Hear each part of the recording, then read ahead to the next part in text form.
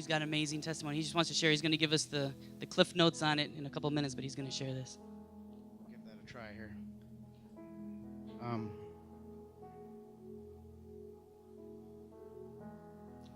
Well, Lord, I'm here.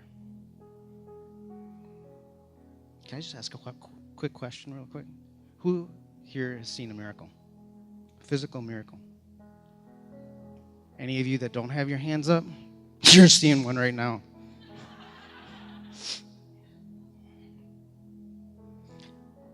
For most of you that have known me for a long time, I'm one of these people that I really don't do anything in my life without a plan. I plan it out so that there's really no big surprises along the way. And most of the years that I've lived here in Madison, I've worked at the same job for 22 years. Started at the entry-level position, worked my way all the way up, ran a store for 13 years. And 6 weeks ago, they terminated my employment.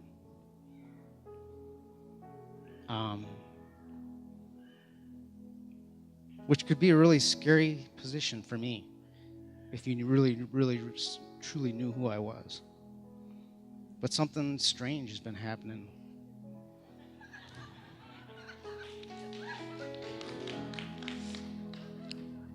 And it started the very next day after I was terminated.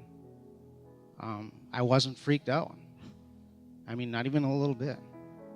And then the Open Heavens Conference came, and you would think I would have got really freaked out at that point. But some different things started happening to me. There was the fire tunnel, and I'm one of these people that, it's got to be God. There's just no, I'm not going to, make any, woo, that's not me. I mean, and if it's going to happen, it's going to be God. And I got to about right here, which I don't even know if I want to go over there anymore. But I had this feeling of my feet were in concrete and I couldn't move. And I fell back, and I only know I fell back because I opened my eyes and I was looking up there. And as people lifted me back up, I had that overwhelming sense of the same day that I was baptized.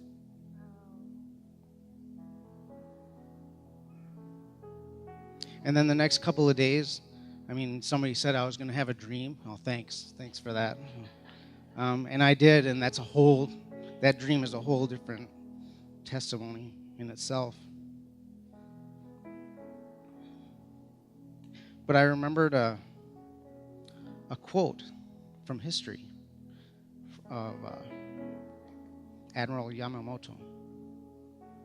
And anybody that doesn't know who he is, he's the one that planned the attack on Pearl Harbor. And the quote is after the attack had taken place, he turned to his men and said, "I'm afraid we've awakened a sleeping giant and filled him with a terrible result." The next day,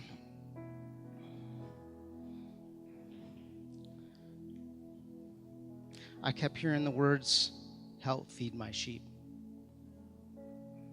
Not feed my sheep, but help feed my sheep. And it was echoed over and over.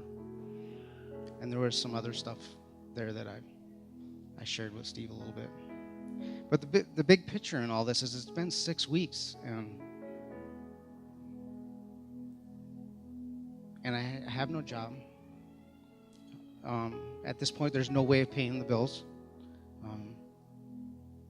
But I have been more at peace in the last 6 weeks than the last 22 years of my life.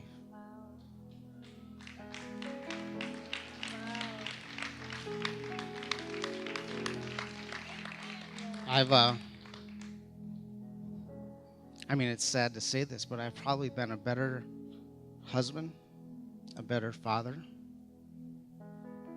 in the last 6 weeks than the last 20 years.